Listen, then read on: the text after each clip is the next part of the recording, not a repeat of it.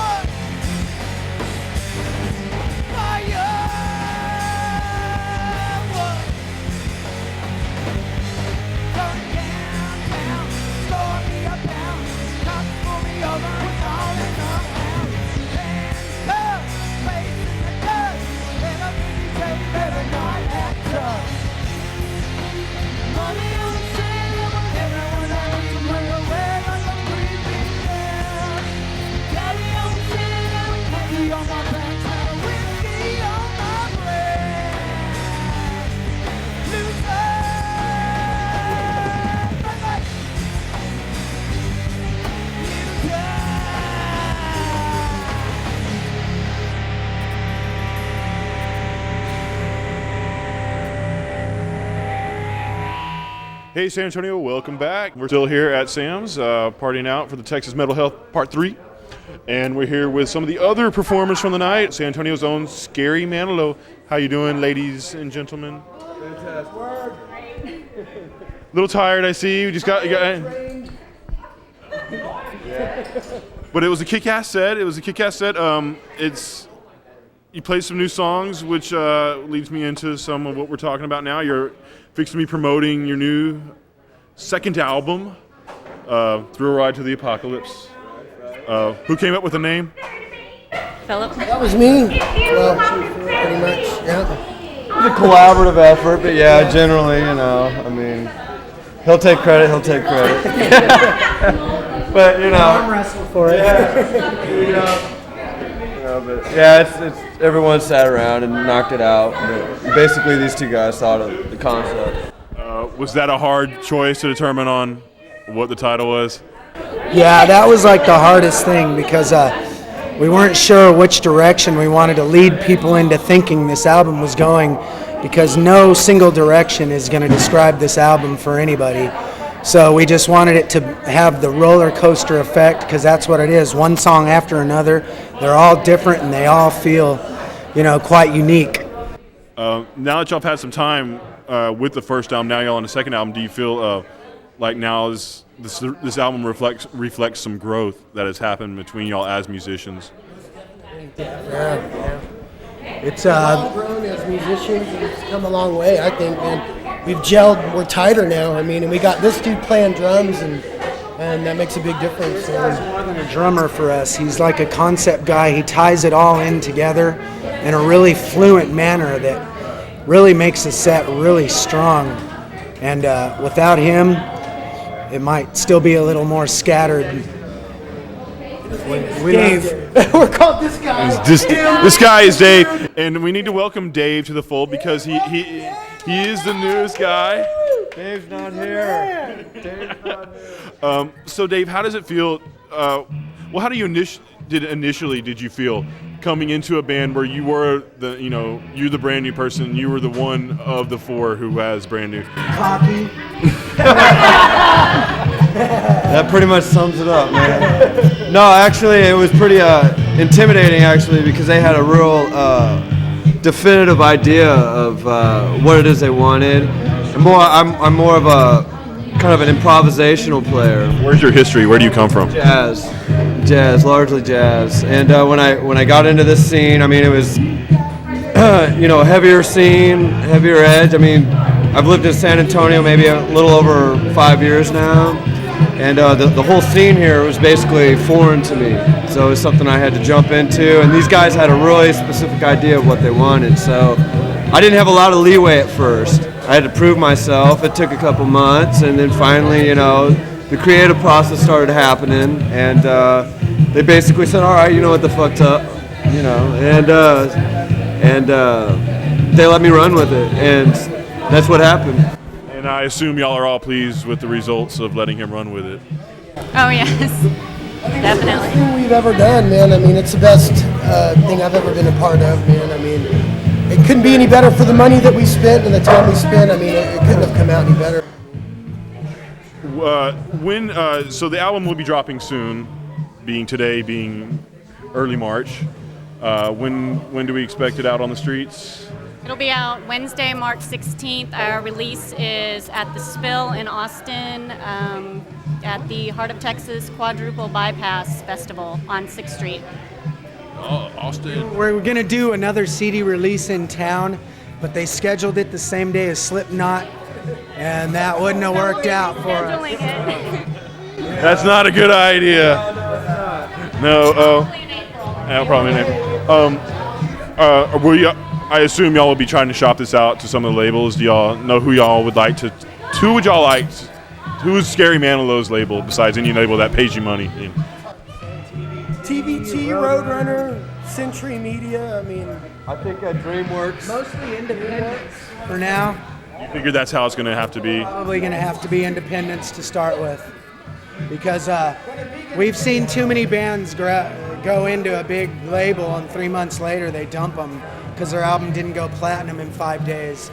So we want to take a safer road and probably go independent first. Well, for all those fans wanting to know a little more about Scary Manilow, there's a website. What's the website? ScaryManilow.com. We'd like to thank Scary Manilows for spending some time with us, guys. Thank y'all. We appreciate that. We'd like to thank Sam's, all the guys here at Sam's for hosting us and letting us do our thing. So anyway, when you see Scary Manilow, go see him, because you'll see him here, but nothing beats going to see him live. So check him out. Scary Manilow on the scene. rock and roll.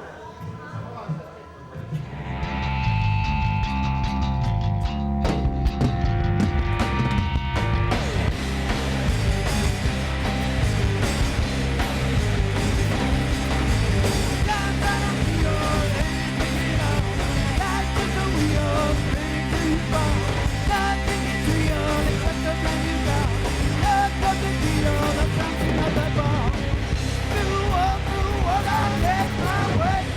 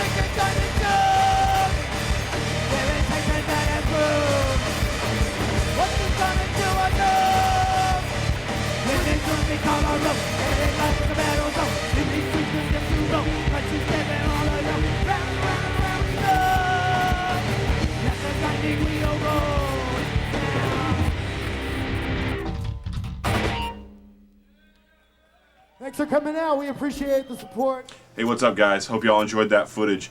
Their new CD is out now, so be on the lookout for it, and look out for them when you see them out on tour, too.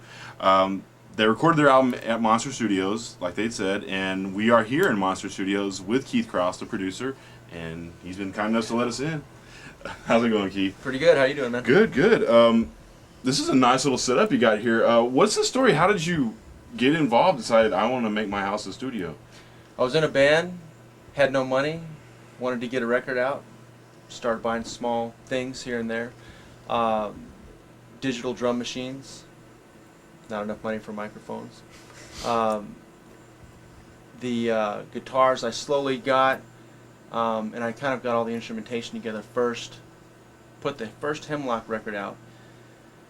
It's on TV, I should be saying this, but the entire first Hemlock record is all digital drums. People were saying, man, the drums sound killer. But, Ooh, the scandal. yes, the scandal. But anyway, so I got enough microphones now and pretty much do all the drums acoustic now, and pretty much start off out of necessity. As a lot of people are doing these days, a lot of people are getting the Pro Tools systems Right. and starting their own thing too. So there's quite a bit of us doing it now. I just kind of went slightly a bit above that entry point. I've been doing it for about 5 years here, probably a couple of years before that. Went to school for it a little bit. Yeah, I was going to ask. what was your and started education? kind of getting all the knowledge together and the equipment together, which was the big part of that. Yeah. I can imagine. Got the new wall up and everything. Yeah, This is a nice setup, man. You've got a whole set. How long has it taken you? I mean, has it taken the full 5 years to get all of this stuff set up? Yeah, I mean, I'm still buying stuff to this day that I consider that I really, really need. Maybe I don't need, but I really, really want, and so I get it one way or the other. But about 5 years to slowly build it. The first couple years were tough. After that, I started slowly acquiring things and putting it all together, and so now it's in a spot now where I can kind of get working, hit a groove with it all. So it feels pretty good now. that's cool. I know that's Scary Manilow recorded here. Who Creation I know is recording here. Who are some of the other bands that have come by? Slipknot, the Pixies, no, the Doors. Jim Morrison came over here one time. That No, was cool. I'm just lying. We did the first record for Low Key Brutality. A couple other bands have been here. A recent band that came in, you'll probably hear about them soon, is Ancient Cross. They just came over here and did some good old school San Antonio style stuff, using my drum kit and my mics. I love it. It's kick-ass. But all the I've been really lucky. All the bands that have come over here are very, very talented, and I've really enjoyed every project I've done to date. Some are tougher than others, but every time challenges come up like that, you get through them. It teaches you something for the next one. So, but Low Key, Scary Manilow, Curse the Form, Ancient Cross, Underground. God, I'm missing some others, but there's Beyond Black. Yeah, them too. What do you find makes when the bands come in here? What do you find is when a band is good? What are they bringing to the table, or what can a band do to make their recording process the best that it can be?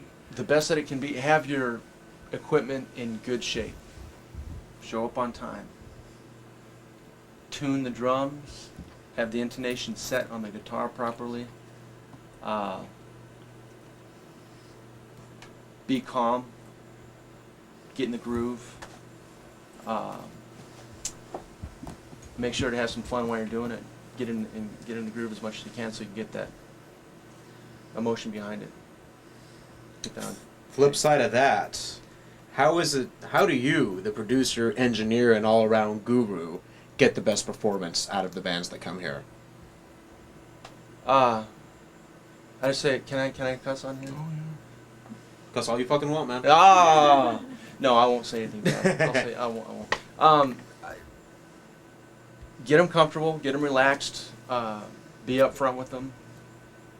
Make sure everything sounds good going in, so that when it's coming through the speakers, they feel better about it. In other words, give them a good mix in their head, so that when they're performing, they can. I try to mix it up as I'm going along, so by the time we're on the second song, I've got something pretty close. I like to hit it kind of quick and efficient. knock it out like that. And so pretty much make it sound good in their headphones. So if it sounds good in their headphones, guaranteed they're going to want to perform better. Two, if they're in a bad mood or something, you do one or two things. Either try to cheer them up or try to piss them off. One of those two things will get them where they need to go. Pissing them off is a whole hell of a lot easier than cheering them up. So sometimes you just can't do anything about it. Some days you just need to go home and come back another day. Comfortability, making them comfortable, letting them know that they can do it. If they can't do it, either try it again or piss them off or cheer them up more. You just gave us the whole story about the evolution of your little drum isolation room over here. Yeah. And that sounds like it took a lot of money and a lot of effort and a lot of time. Yeah. Now, what I was thinking was that have you ever decided to go all out crazy and go get a little Jimmy Page on everybody and decide that, you know what, for this song I think I'm going to record the drums in the bathroom? Yeah, no, I'll never do Jimmy Page ever. I only have a certain amount of space over here. I know my limitations that I have, and I know what the problems are, and I know how to work around them as well as I can at this point. No. Now, I've had people go in the bathroom and record things before. We've recorded toilets flushing. We've recorded taking a plastic sack bag and put it into the shower, turn the faucet on, the head on, and put the mic on the bag to get some rain sounds, put a little reverb and delay on that and make it sound like rain. And I mean, we've come up with some. I had a guy sing into the ceiling fan before to get a wah, wah, wah, wah, wah, wah, wah type of effect. It worked out real good. We kind of mic'd it up there and he sang into it. So I mean, you know, I like creativity, but I do know my limitations. So if they want to do something like that, can do it. If they want to put the drums in wherever, you know, no, I probably there's a limitation, I guess. But yeah, experimentation, whatever we can actually get done, I'll try it. Sure, I'm very open-minded with, you know, trying different stuff to see if it works. So like, how do you make up? Well, okay, that sounds bad, but what do you do since you have these limitations and you want to get that certain sound? I mean, what kind of effects? What kind of techniques? Like, what do you have in your rack? What do you have in your, you know, in your bag of I've got about 36 double. I've got say for example, we have the drum kit in there, small room, 10 by 12, something like that. Standing waves, waves hitting each other and causing bigger waves, summing and nulling points. It's a mess. So deaden the hell out of the room. Maybe put a little reverb in there on the kit after the fact to make it sound like it was in a little bit bigger room when it was recorded. One trick. Reverbs can be very nice on a lot of things to get that bigness. Too much is terrible and it sounds awful. So you kind of you know, be cautious with it, I guess. But basically, the limitations would be small room reverb to make it sound bigger. That's one example.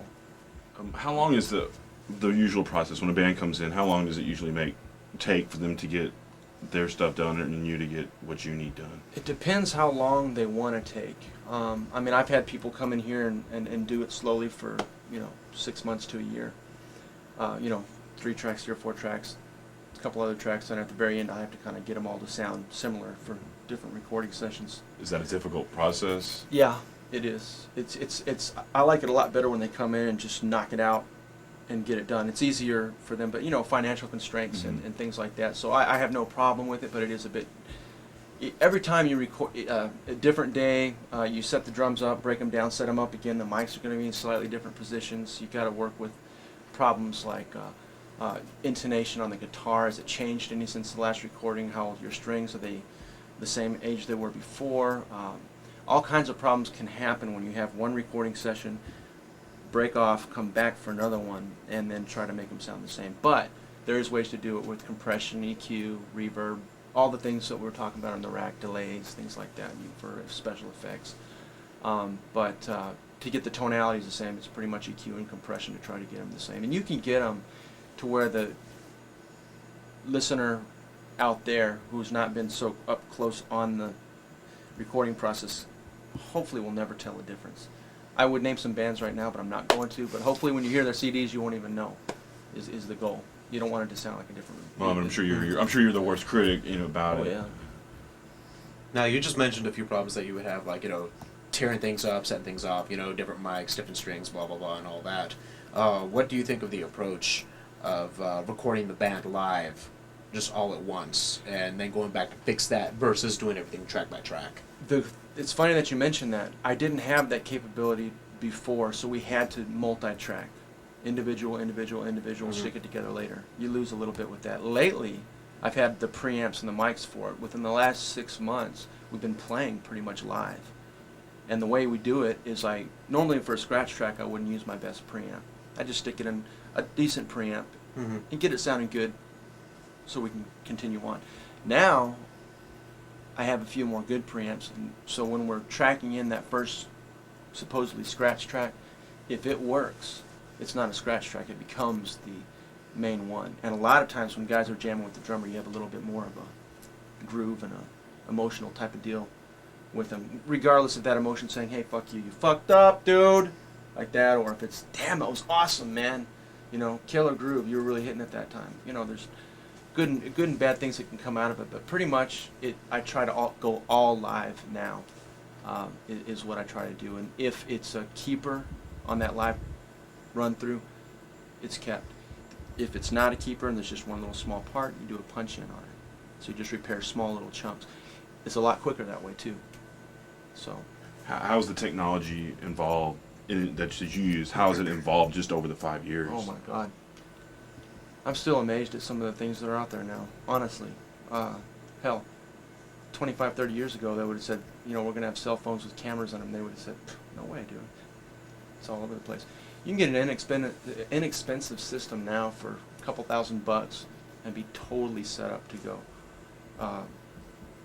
Tracking, mixing board. The Digi 002 comes with that. You get a little 8-channel mixing board. You get preamps on it. I mean, you can pretty much start running a session off of it. Technology's been just rocking lately. It's been going very quick, very fast. I love it. It helps me out quite a bit. It makes my life easier. So, I like it. do you have does Monster Studios have a website? Yeah, it's called Monster Music Studios with an S. 2-room studios. Come on. Anyway, that's what it is. It's monstermusicstudios.com, and it's just a kind of a flash thing. It just shows up a little flash thing and lets you go to the different areas of the site. It's pretty cool. To thank Keith for spending some time with us, and make sure if you're a band, look this guy up, man. Everyone knows Keith Krause, Monster Studios, San Antonio. And so anyway, sit back. We'll take a little tour of the studio so you get to see a little bit more of the sanctum. No way, sanctus. Dude. Oh, we're gonna do it anyway. So anyway, stay tuned, and we'll be right back. Do you guys want me to show you some of the stuff, or? Yeah, If you don't mind, that'd be great. Psych. See ya. No. This is the analog to digital converter from Pro Tools. Everything out here is all analog, real world, microphones, wires, cables, and all this. This thing interpolates it and turns it into digital information. Puts it into here, into the computer, so I can pull it up in Pro Tools, pulls all this stuff that analog to digital converter picks up. But that's the main thing right there. That's the big one. But Pro Tools is the software that, it's the industry standard really now. There's a lot of great programs out there that'll do exactly the same thing though.